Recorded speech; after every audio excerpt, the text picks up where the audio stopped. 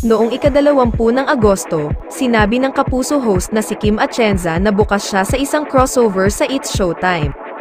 Ngunit ayon sa dating host ng It's Showtime, ay nakadepende ito sa desisyon ng It's Showtime kung gagawa sila ng crossover. Anya, depende sa It's Showtime yun, kami. Open kami sa lahat, whatever's good for the station, whatever's good for the public, handa kaming gawin ito, pero ang It's Showtime kasi, nasa kanila yun, kami open to be friendly.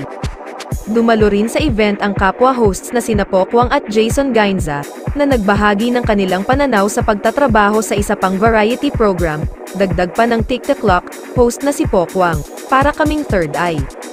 Open kami, sinabi ni Atienza na ang layunin nila bilang isang variety show ay magbigay aliw sa mga tao, kahit Eat Bulaga, kahit It's Showtime, makapagpasaya. Sinabi ni Gainza na gusto niyang isama bilang guest si Ryan Bang. Pahayag nito, pero ang gusto ko talagang mag-guest din sa amin sa Tick the Clock, syempre yung nakasama ko rin sa Banana Sunday, si Ryan Bang talaga. Napansin din ni Pokwang na gusto nila si Marian Rivera bilang isa sa kanilang mga bisita. Mahal namin si Ryan, tsaka si Marian Rivera, si Dong nakadalawa na namin.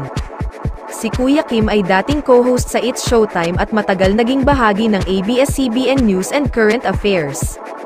Ngayon ay nasa bakuran na siya ng Kapuso Network at may mga programang umeere sa GMA7, Tick the Clock, at GTV, Dapat Alam Mo. Samantala, umere ang It's Showtime sa GTV simula noong July 1, 2023, kasabay ang pilot telecast ng noontime show ni Tito, Vic at Joey sa TV5.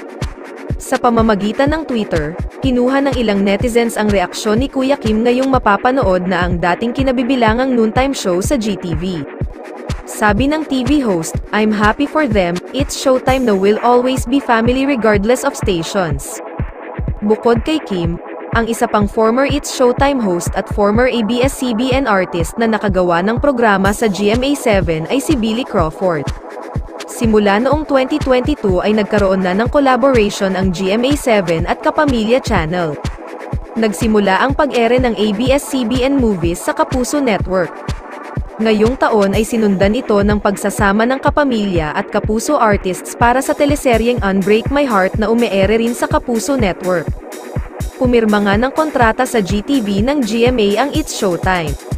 Dumalo sa pagtitipon para sa GMA Network ang Chairman and CEO na si Attorney Felipe Gozon, Senior Vice President for Programming, Talent Management, Worldwide and Support Group, and President and CEO of GMA Films Attorney Annette Gozon Valdez, President and COO Jimmy Duavet Jr., at Executive Vice President and Chief Financial Officer Felipe Esyalong.